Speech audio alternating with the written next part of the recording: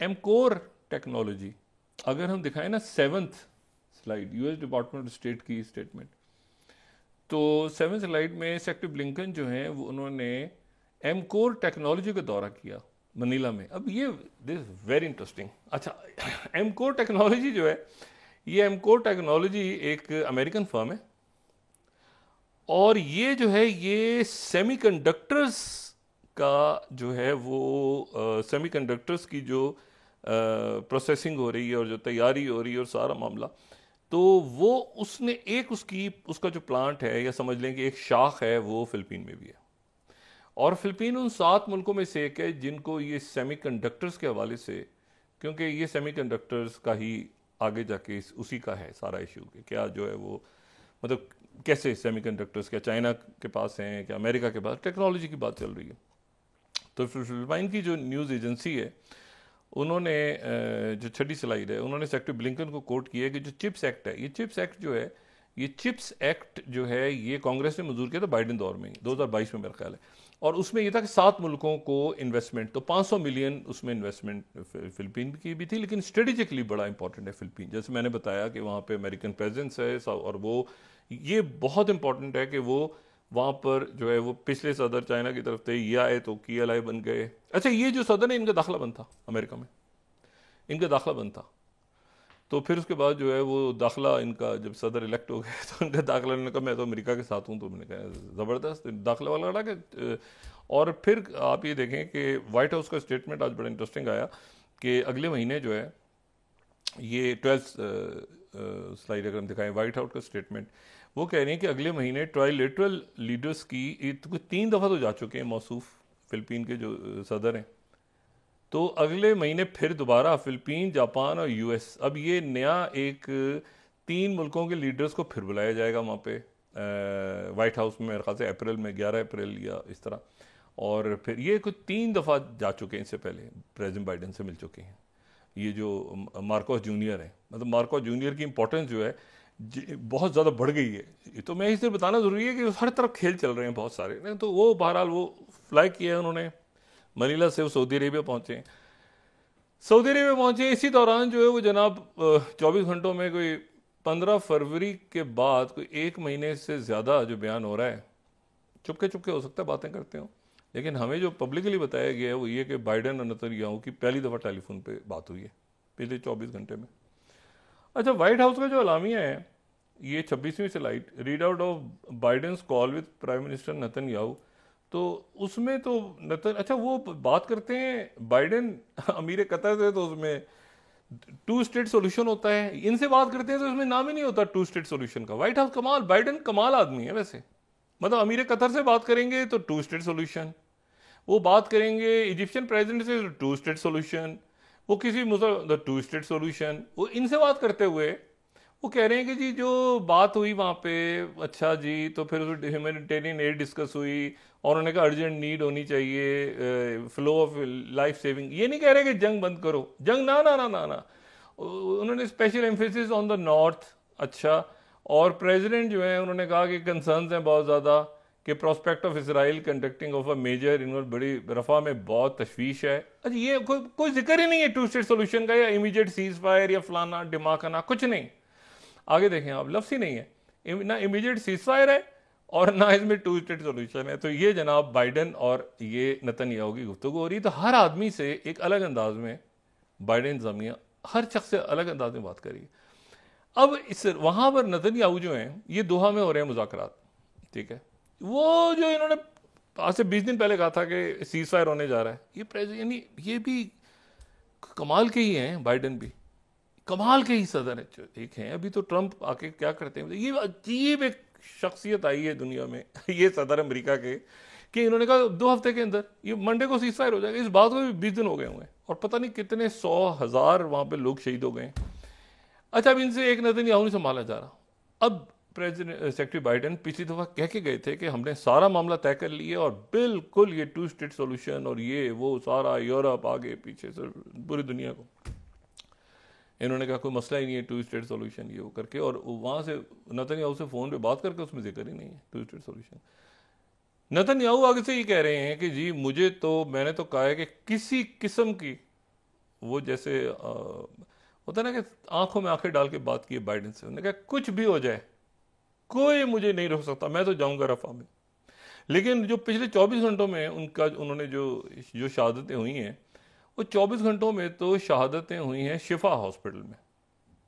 शिफा hospital जो है वो अब नॉर्थ में है, यानी ये जो गजा की पट्टी में सारे लोग जनूब में आ गए थे ना, खान यूनस की तरफ और रफा की तरफ, तो ये अब जब लड़ाई हो रही है ये तो दोबारा शुमाल में शुरू हो गई। इसका मतलब है अभी शुमाल में भी हमास मौजूद है, जिसको ये तबाह बर्बाद करके यहाँ से सब को खींचते खींचते यहाँ तक नीचे तक लेकर आ गए थे। सारे फ़लस्तीनी रफा में मौजूद थे। अब जो शिफा हॉस्पिटल है वो नॉर्थ में है। सबसे इंपॉर्टेंट बात ये वो गजा की पट्टी के नॉर्थ में, ये जो पिछले 24 हम सुन रहे हैं ना कि ये, तो ये अगर अच्छा यहाँ से आप जा नहीं सकते, यानी एक बहुत मुश्किल है ऊपर तक जाना ना। अगर आप इजिप्ट से मैं चैनल में पहले था तो हमारी टीम ने वहाँ से ट्रैवल किया था। वो उस ज़माने में तो ये होता था कि बाकायदा सुरंगों से स्मगल होकर ना सामान वगैरह आगे तक जाता था। तो टीम यहाँ से गई थी और उसने बहुत ज़्यादा वो उसमें पूरे उस सुरंग के अंदर से जियो की टीम ने वो ट्रैवल किया था पूरा गजा की पट्टी तक।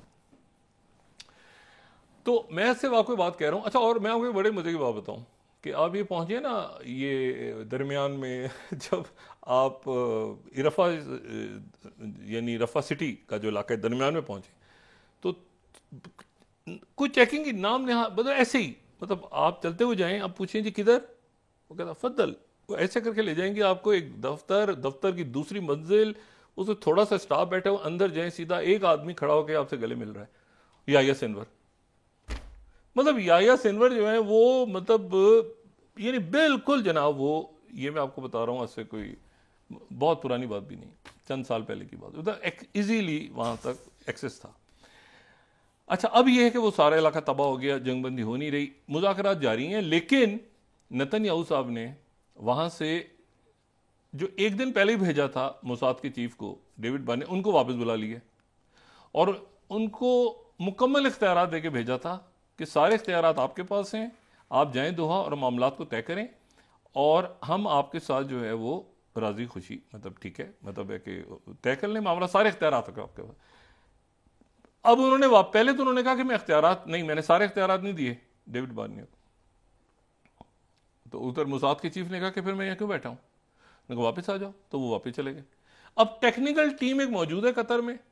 अच्छा, कतर इसके ऊपर बिल्कुल आज उनकी प्रेस ब्रीफिंग हुई और वो बिल्कुल खामोश, वो इंतजार कर रहे हैं कि अमेरिका इस वक्त क्या कहता है। नहीं होगा तो कतर दरमियान में से निकल जाएगा और फिर जो होगा सो होगा, और कतर ना से कतर निकलेगा, सारे मुल्क निकल जाएंगे बीच में से। और फिर उसके बाद यहाँ पे क्या होगा खित्ते में वो कोई नहीं जानता। लेकिन कतर में एक और शख्सियत भी है और उस शख्सियत की मुलाकात हुई है पहली दफा इस्माइल हानिया से कतर में, ठीक है। और इस्माइल हानिया से उनकी मुलाकात जो है वो बड़ी इंटरेस्टिंग है और वो इसलिए इंटरेस्टिंग है, अगर हम यहाँ पे दिखा सकें, ये वेंग की जैन का नाम हमने थोड़े दिन पहले डिस्कस किया था। वेंग की जैन जो हैं, इनको पहली मर्तबा नामजद किया है चाइना ने जो इसराइल और फ़लस्तीनी तनाज़े के हल के लिए। वो कतर में है, वो पहले फ़लस्तीन में थे, फिर वो इसराइल गए और अब वो कतर में है। ना सिर्फ कतर में बल्कि कतर में उनकी इस्माइल हानिया से मुलाकात हुई है और डायरेक्ट 1-on-1 हुई है कतर में।